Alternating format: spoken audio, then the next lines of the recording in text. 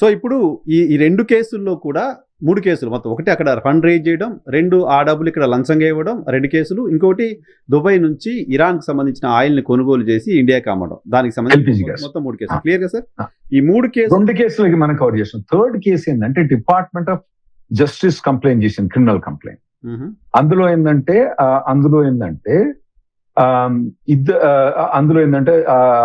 గౌతమ్ అదానీని, సాగర్ అదానీని, తర్వాత వేరే కంపెనీస్ అన్ని కూడా క్రిమినల్ కంప్లైంట్స్ అన్నట్టు వాటి మీద. ఇందులో మాత్రం సెటిల్మెంట్ ఏంటంటే కేసు మొత్తం డ్రాప్ అయిపోయింది, క్రిమినల్ కేసు.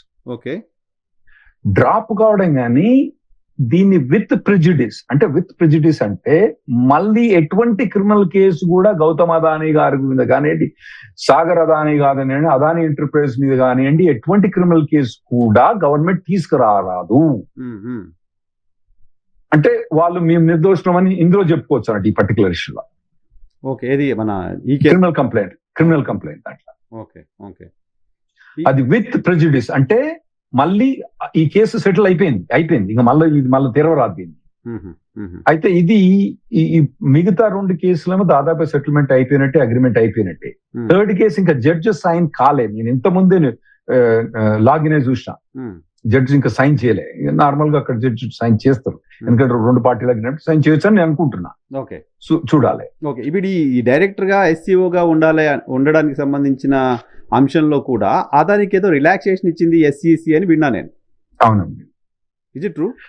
అంటే ఎస్సీసీ నార్మల్ గా చేసినప్పుడు ఏం చేస్తారంటే ఎవరన్నా తప్పు చేసినని తెలిస్తే మాత్రం వాళ్ళు ఎప్పుడు కూడా హయ్యర్ లెవెల్ పొజిషన్ లో ఉండటానికి అంగీకరించరు.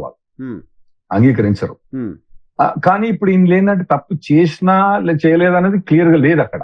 ఓకే, లేదు కాబట్టి సో అదానీ గారిని ఆఫీస్ హోల్డర్స్ గా ఉండొచ్చు అన్నట్టు. ఎటువంటి ఆఫీస్ అయినా, సిఇఓ కానివ్వండి, డైరెక్టర్ కానివ్వండి, ఎటువంటి ఎగ్జిక్యూటివ్ పొజిషన్ లో అయినా అతను ఉండటానికి ఎటువంటి అబ్జెక్షన్ ఈ సెటిల్మెంట్ లో మాత్రం లేదు. ఓకే, అబ్జెక్షన్ లేదు. ఓకే ఓకే, సో 3 కేసెస్ అయిపోయినాయి. సో ఈ పర్టికులర్ అమౌంట్ ఏదైతే ఉందో 2,700 కోట్ల రూపాయలు ఇరాన్ నుంచి ఆయిల్ కొన్నారనే అంశానికి సంబంధించిన అమౌంట్ కావచ్చు. ఇక్కడ సాగర్ అదానీ 6 మిలియన్లు, ఎంత 6 మిలియన్స్ కదా ఆయన, 6 మిలియన్. గౌతమ్ అదానీ గారు 6 million, Sagar Adani 12 million dollars. ఇంత పే చేయాలి అనేది ఎలా డిసైడ్ చేస్తారు?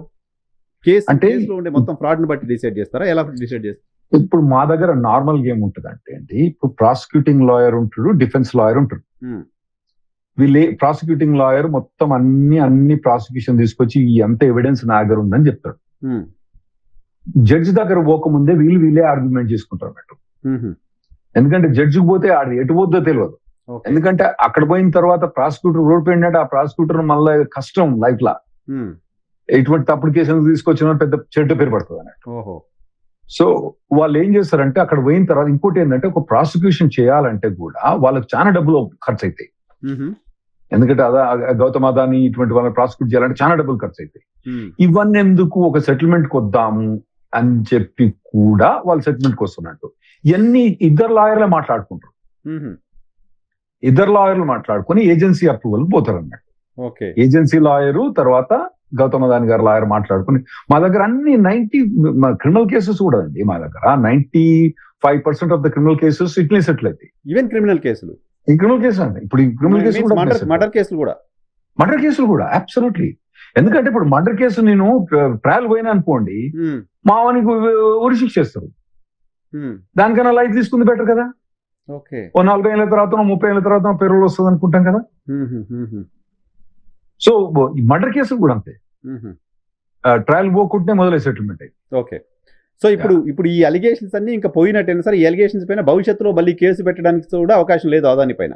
లేదండి, అంటే స్పెషల్లీ క్రిమినల్ కేసు అయితే కంప్లీట్ గా అవుట్ అయిపోయింది. ఎస్సీసీ కూడా దాదాపు సెటిల్మెంట్ అయినట్టే, అందులో ఏముండదు. ఇది అయిపోతే కంప్లీట్ గా క్లియర్ అయిపోయినట్టే, ఇందులో ఏ ప్రాబ్లం ఉండకూడదు.